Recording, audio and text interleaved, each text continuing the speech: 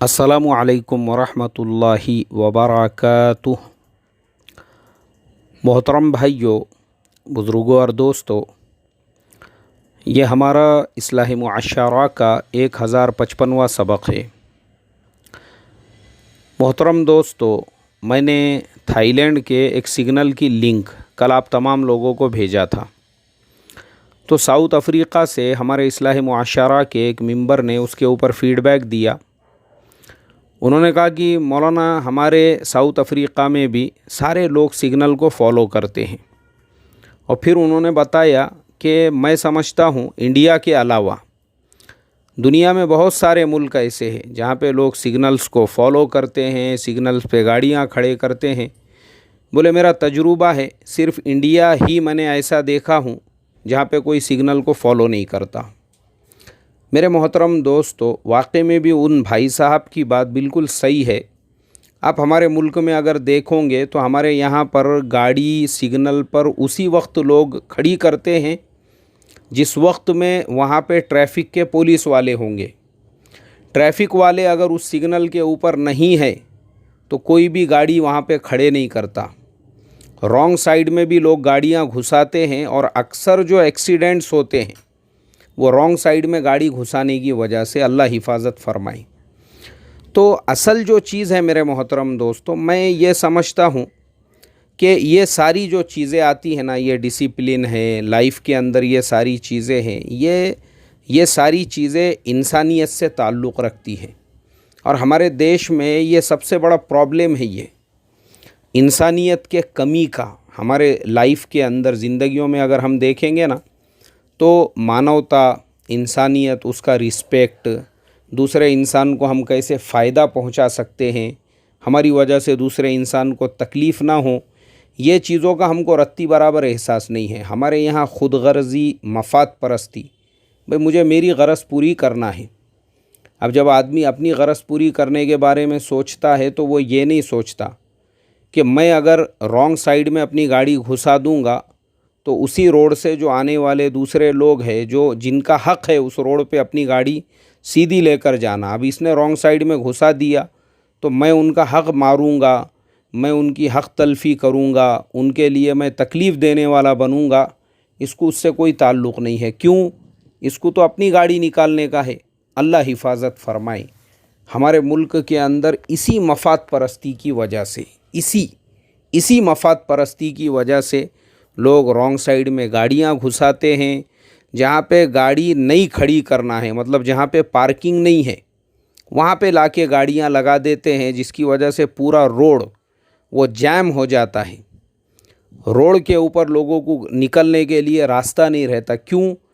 गाड़ी लाके खड़े कर दिए रोड के बीच में। और सबसे बड़ी बात यह है कि हमारे मुल्क में इंसानियत नाम की रत्ती बराबर भी, यानी अगर आप सिग्नल पे भी खड़े हुए हैं या रेलवे के गेट पर भी खड़े हुए हैं और मान लो वहाँ पे आपको 10 से 15 सेकंड की ताख़ीर हो जाती है, सिर्फ़ 10 से 15 सेकंड की, तो पीछे वाले जो है वो इतने ज़ोर ज़ोर से हॉर्न बजाएंगे और बाज़ लोग जो है वो बेचारे को घूर घूर के देख कर जाएंगे। अरे भाई, उसके पास में जो गाड़ी है वो एक इंजन है, वो एक टेक्निकल चीज़ है। हो सकता है उसमें कुछ प्रॉब्लम आ गया, क्योंकि उसके अपने हाथ में तो है ही नहीं। और मैंने देखा हूँ बाज़ जगह पे रेलवे के सिग्नल भी ऐसे ऊंचाई पे बनाए हुए हैं कि वो सिग्नल को क्रॉस करने का है तो गाड़ी जो है वो पीछे खिसकते रहती।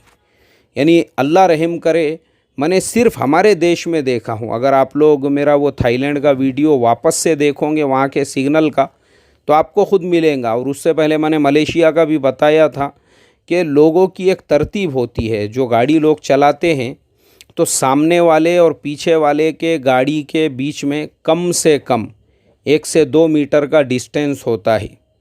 सिग्नल पे भी खड़े रहेंगे तो कम से कम 1-2 मीटर का या कम से कम 2-4 फीट का फासला होता है।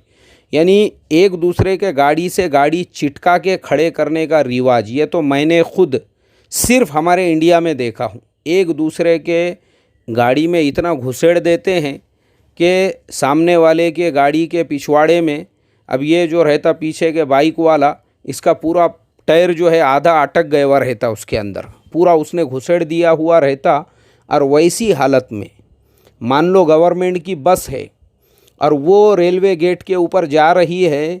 अब वो गवर्नमेंट की बस जो है उसको कम से कम 6 टायर की बस है वो, और वो बस उसको कंट्रोल नहीं हुई या मान लो गियर डालने में आगे पीछे हो गया, वो बस ऐसे तेज़ी से आ रही है, उसमें रिक्शे वाला भी है, उसमें बाइक वाले भी है, क्योंकि गाड़ी चिटका के चलाने की जो आदत है उसकी वजह से। अब भी आज की ही बात है, मैं ये सबक ईशा के बाद रिकॉर्ड कर रहा हूँ और मैं आपको आज की ही बात बताता हूँ। मैं मस्जिद को भी जहाँ से जाता हूँ एक रेलवे का गेट आता है।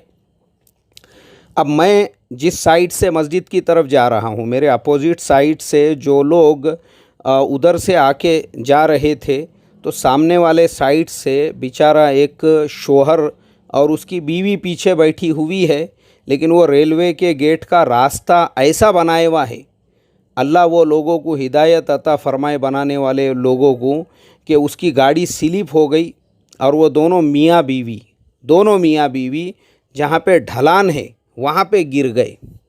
लोगों ने उनको उठाए किए, लेकिन अल्लाह का एहसान हो गया कि पीछे की गाड़ियाँ काबू में थी, कंट्रोल में थी, वरना वही पीछे अगर गवर्नमेंट की बस रहती थी तो आप खुद सोचो वो बेचारों का क्या हाल होता था। हालांकि दोनों मियाँ बीवी की गलती नहीं है, गलती रोड की है, गलती रास्ते की है, अल्लाह रहम फरमाए। तो हमारे मुल्क के अंदर ये एक बहुत बड़ा मसला है, ये भी इंसानियत से ताल्लुक़ रखता है कि जिसने रोड रास्ता बनाया है उसने भी सोचना चाहिए, अरे भाई मैं इंसानियत को कैसे मैं फ़ायदा पहुंचाऊं। मैं अगर गवर्नमेंट से पैसे ले रहा हूं, कॉन्ट्रैक्ट ले रहा हूं, अच्छा रोड बनाऊं, अच्छा रास्ता बनाऊं कि किसी को तकलीफ़ ना हो। अभी देखो मैं एक वीडियो और मेरे पीस मैसेंजर चैनल पे अपलोड करने वाला हूँ। थाईलैंड के रोड का मैंने वीडियो लेकर आया हूँ कि वहाँ पे रोज़ाना बारिश होती है, डेली बारिश होती है वहाँ पर, और वो रोड हाईवे है जिस पे से हज़ारों गाड़ियाँ चलती है। लेकिन क्या मजाल है कि उस रोड के ऊपर एक बालिश्त का भी आपको गड्ढा नज़र आ जाए। और हमारे यहाँ पर ही ऐसा क्यों होता है, बारिश के 2-4 फटके नहीं आए कि पूरा रोड और रास्ता उसके अंदर बह के चले जाता, पूरा रोड ही बह के चले जाता। क्यों होता होगा हमारे यहाँ पे ऐसा। और मैंने शायद अपने साउथ कोरिया के भी सफ़रनामे में ये चीज़ बताया था कि वहाँ पे भी हमने जो रोड देखे, जो रास्ते देखे, वहाँ चट्टानें गिरती है पहाड़ों पर से, वहाँ पर भी जो है बर्फ़ गिरती है। उसके अलावा वहाँ पर रोडों के ऊपर बारिश होती है, उसके बावजूद रोड ऐसे बनाए हुए हैं आप सोच भी नहीं सकते, उसके बारे में तसव्वुर भी नहीं कर सकते हम। तो खैर मुझे बताने का यही है कि असल में हमारे यहाँ पे इंसानियत की बहुत ज़्यादा कमी है, इंसानियत जिसे कहते हैं ना। और मैं आपको बताऊं, हमारे इन्हीं हरकतों की वजह से हम पूरी दुनिया में मशहूर होए हुए हैं। लोग हमारे ऊपर ट्रस्ट करना नहीं चाहते। अभी मेरा एक दोस्त है, वो बेचारा नॉन मुस्लिम दोस्त है, वो अभी थाईलैंड गया था, वो भी 4 महीने पहले। तो उसने मुझे अपनी कारगुजारी सुनाया आने के बाद में। उसने बोला यार मुझे वहाँ पे होटल में कोई रूम ही नहीं दे रहा था। मैं एक होटल में गया, उन लोगों ने बोले यू फ्रॉम, बोले I am from India. Oh no we are sorry for India, rooms are not available for Indians. Hotel वालों ने साफ़ तौर पे इनकार किया। तो एक होटल में उसके साथ में ये वाक़या हुआ, फिर वो दूसरी होटल में गया, तीसरी जगह पे गया, तो वहाँ पे एक नेपाली था जिसको टूटी फूटी हिंदी बोलना आती थी। तो हमारे ये दोस्त ने उससे बोला अरे भाई ऐसा क्यों हो रहा है। बोले मैं जिस होटल में जाता हूँ वो लोग मेरा पासपोर्ट देखते हैं और बोलते हैं हिंदी, उसके बाद में मुझे रिफ्यूज़ कर देते हैं, ऐसा क्यों हो रहा है। तो वो नेपाली ने बोला एक्चुअल में देखो, बोले भाई इंडियंस जो है ना यहाँ पे कुछ चीज़ों को लेके बहुत बदनाम हुए हुए हैं। सबसे पहली चीज़ तो ये है बोले कि इंडिया से पैसे कम लेकर आते और उसमें सोच सोच के ख़र्चा करते। मैं 50 रुपये इसमें ख़र्चा कर दूंगा तो फिर मेरे पास में कितने बचेंगे, चाय पीऊँ क्या मत पीऊँ।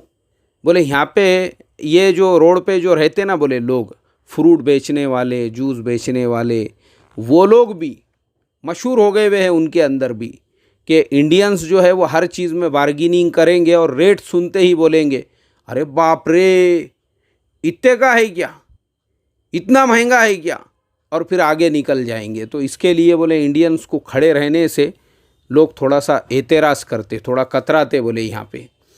तो होटल का मसला ऐसा है ना बोले भाई, तो पैसे वहाँ से कम लेकर आते और कम लाने के बाद में यहाँ पे खाने पीने को भी पहले सोचते।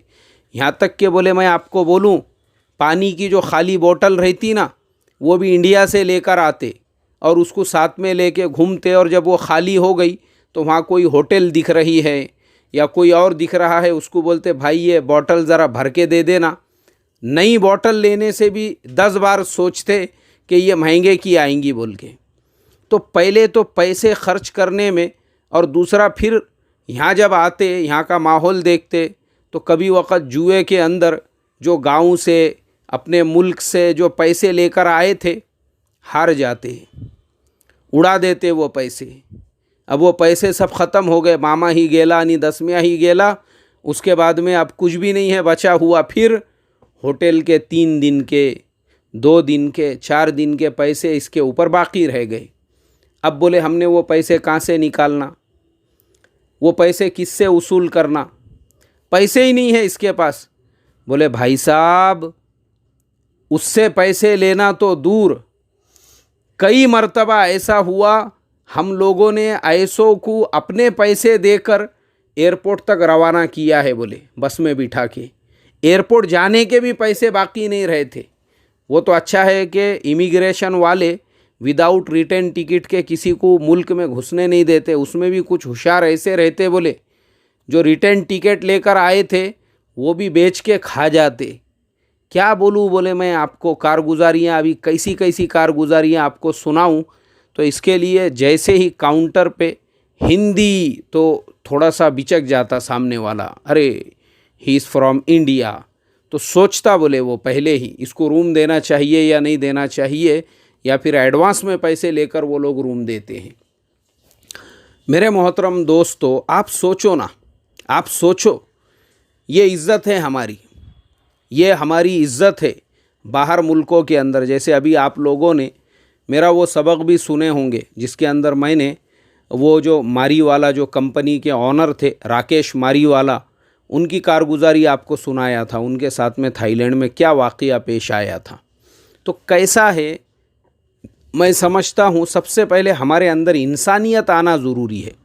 और ये इंसानियत कब आएंगी, क्योंकि जब तक हम बाहर निकलते नहीं ना, देखेंगे हम बाहर के लोग कैसे हैं, बाहर के लोगों में कैसी मोहब्बत भरी हुई है, बाहर के लोग इंसानियत को कैसे रिस्पेक्ट देते हैं, इंसानियत का कैसा एहतराम करते हैं। आप देखो ना, उसी थाईलैंड के अंदर रात में 2-2, 3-3 बजे तक होटलें ओपन रहती है।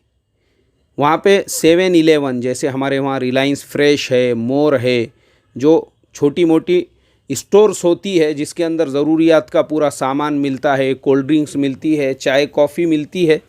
रात में 2 बजे, 3 बजे आप जाइए, 4 बजे, और वहाँ पे अकेली सिंगल फीमेल बैठी हुई है।